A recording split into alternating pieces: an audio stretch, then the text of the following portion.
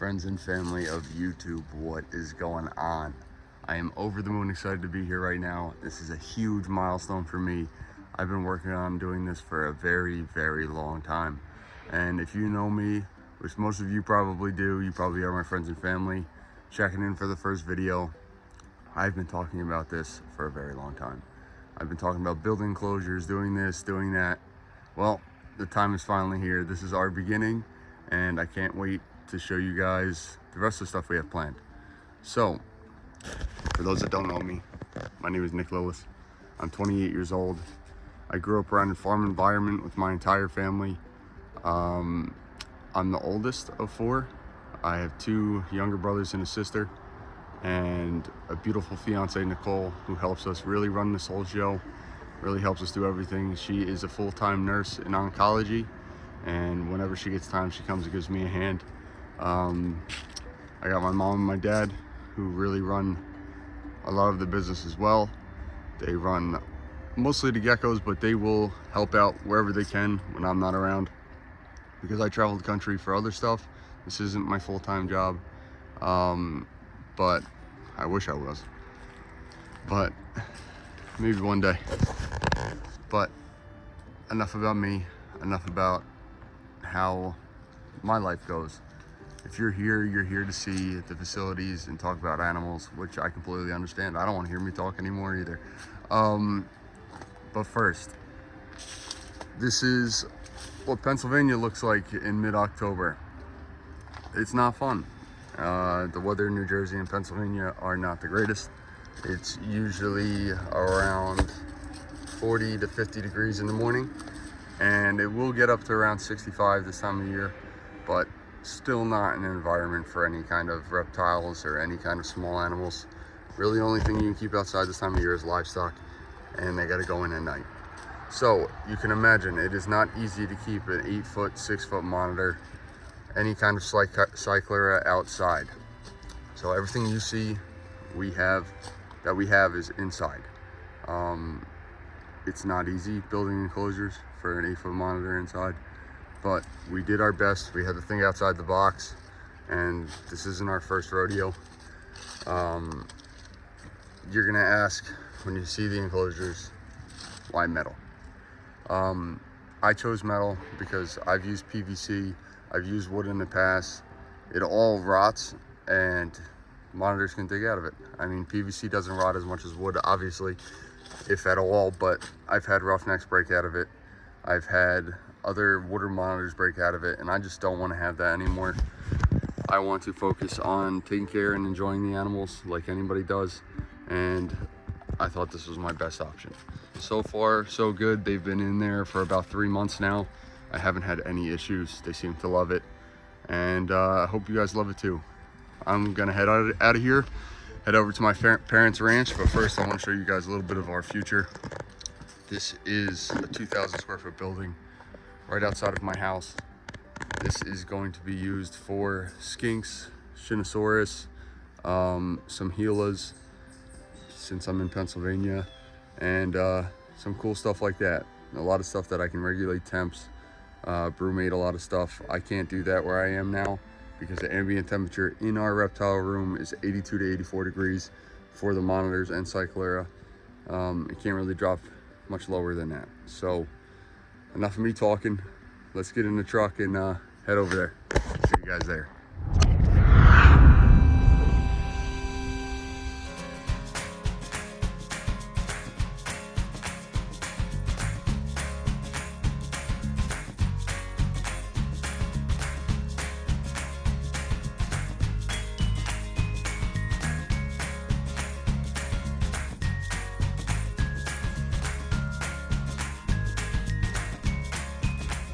All right, guys, we're finally here.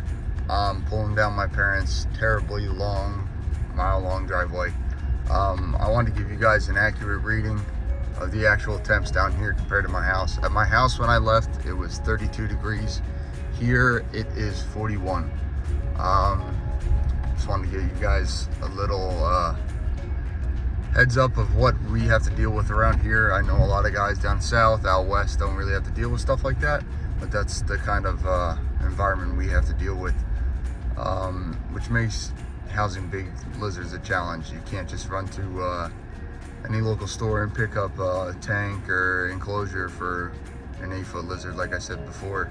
So you got to get creative, which is what we love to do. I love a challenge personally, and that's what I think the fun is of all of this. So I'm gonna show you guys a couple outside features of the ranch, a couple outside staples, I should say, some of our friends, but then we're gonna get inside and finally show you guys what's going on. Stay tuned.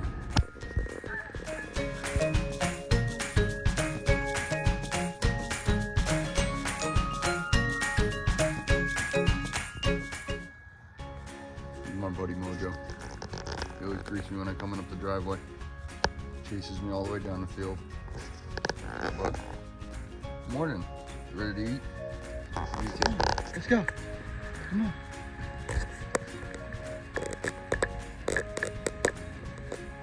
Let's go, guys. Hurry up. Welcome to the Lillis Ranch, and welcome to Unlimited Exotics.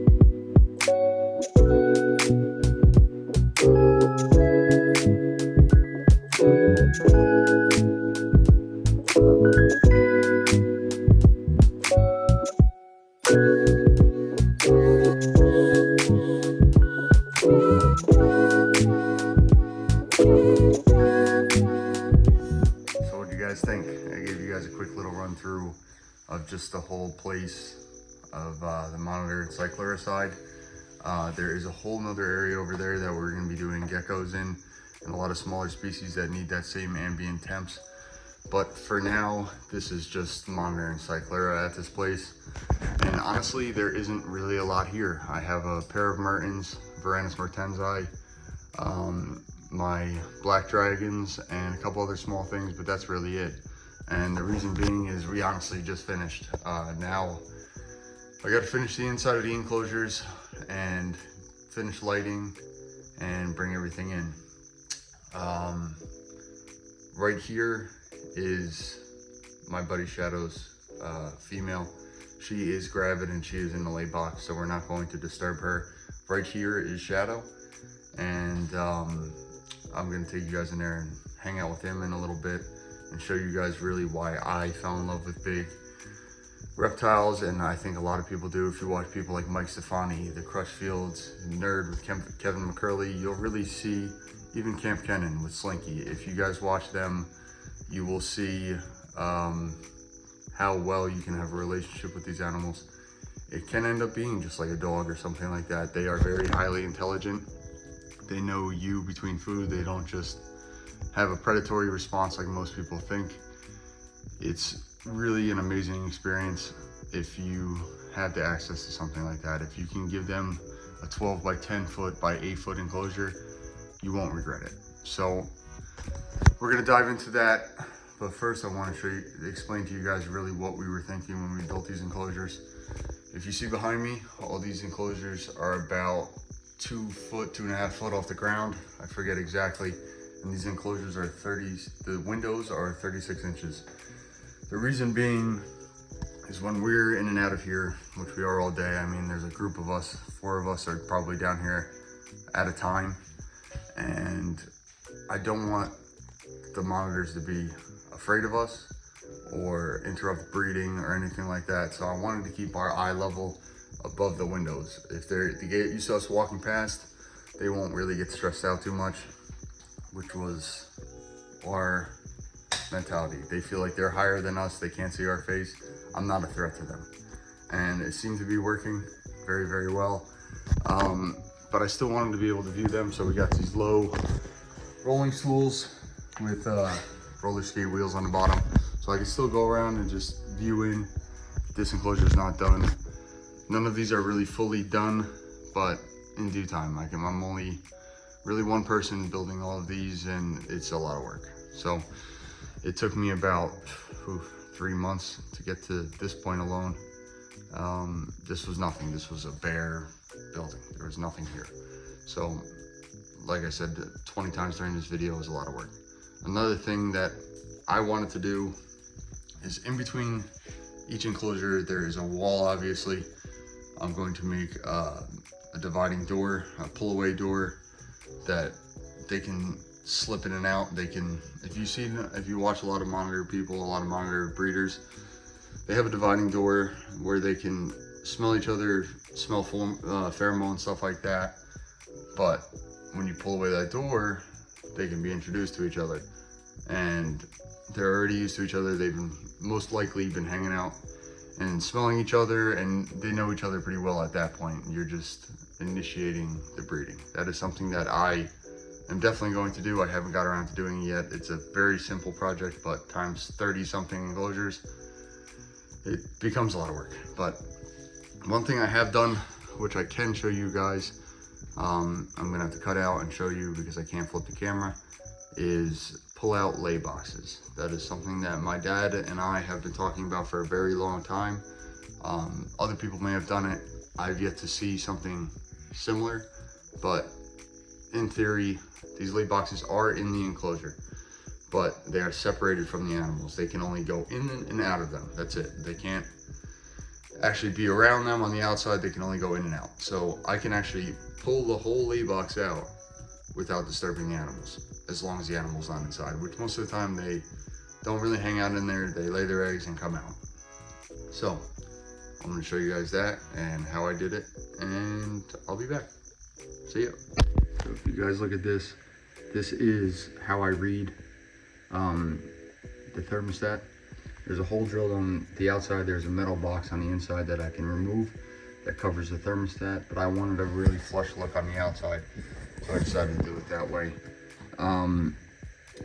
It's 85 degrees in the back of the lay box right now. This is how you just open it.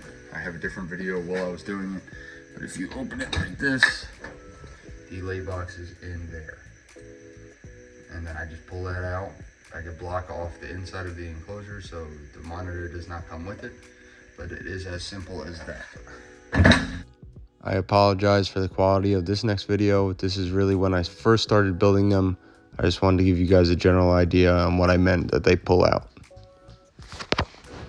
Now that you guys have seen the lay boxes, that is a huge and amazing feature for us. We've thought about it for a long time, and it makes our lives a lot easier and safer for those monitors and cycler that can get a little rowdy during laying.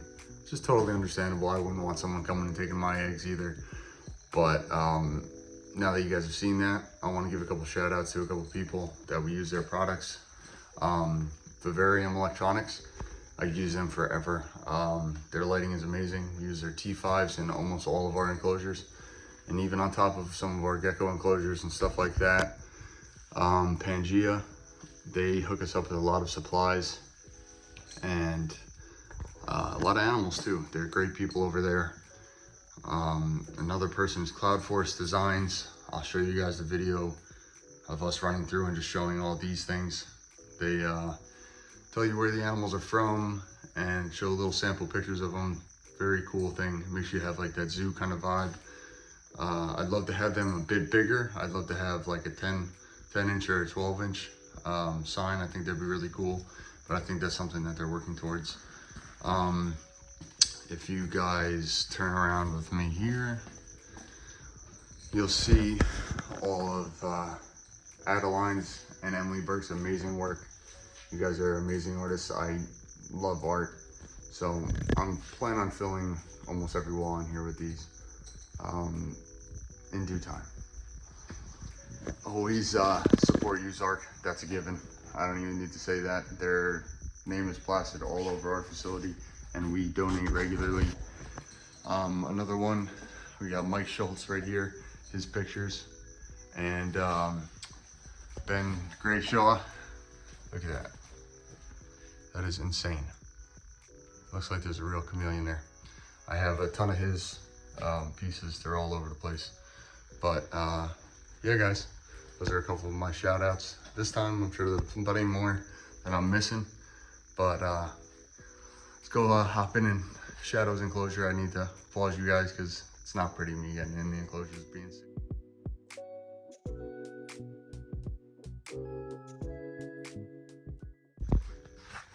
What's going on, guys? I'm in here with Shadow. He's in the background over there. He's not really cooperating with me today, but that's okay. He's a little camera shy. He knows he's on YouTube now.